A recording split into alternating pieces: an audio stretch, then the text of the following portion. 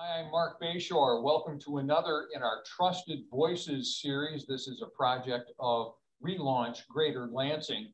The aim of our project is to try to share important information, accurate, fact-based information involving COVID vaccines so that we can encourage as many people as possible to actually get the vaccine.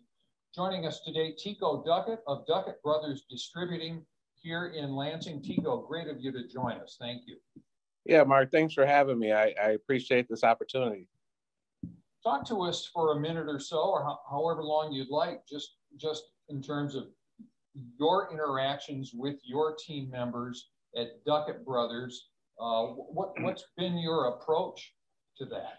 Yeah, well, my approach has always been, let's do the right thing. Vaccines help. There's been vaccines for many decades. COVID-19 has been around for a long time.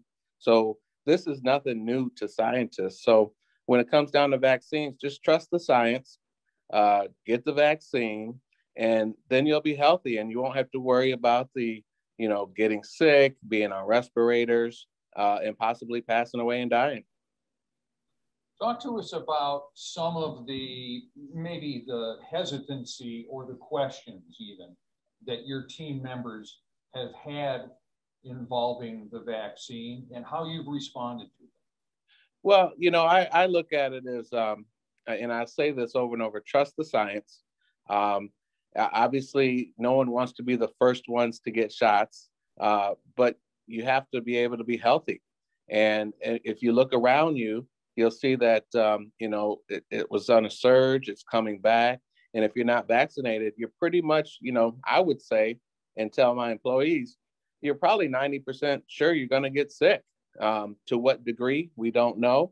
But if you get vaccinated, at least you have the protection that you need to fight the virus. Are you requiring vaccines at Duckett Brothers? We're not requiring them, but my employees are getting them. So it's more of a, not convincing, but just saying, why wouldn't you?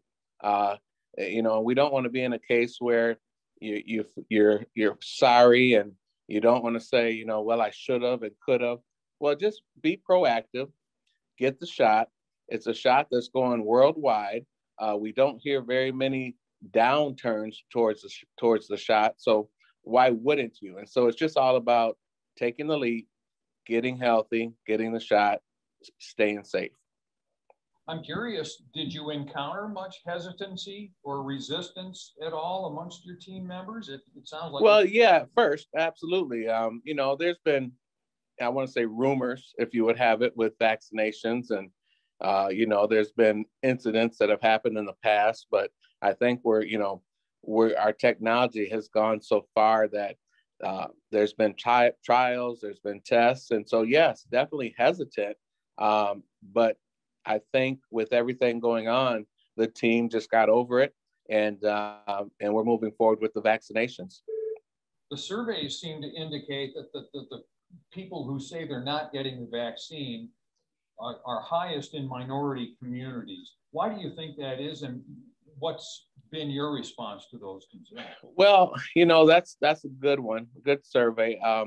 I would say that amongst the Black and Brown community, I think it's a matter of trust, not trusting, and misinformation.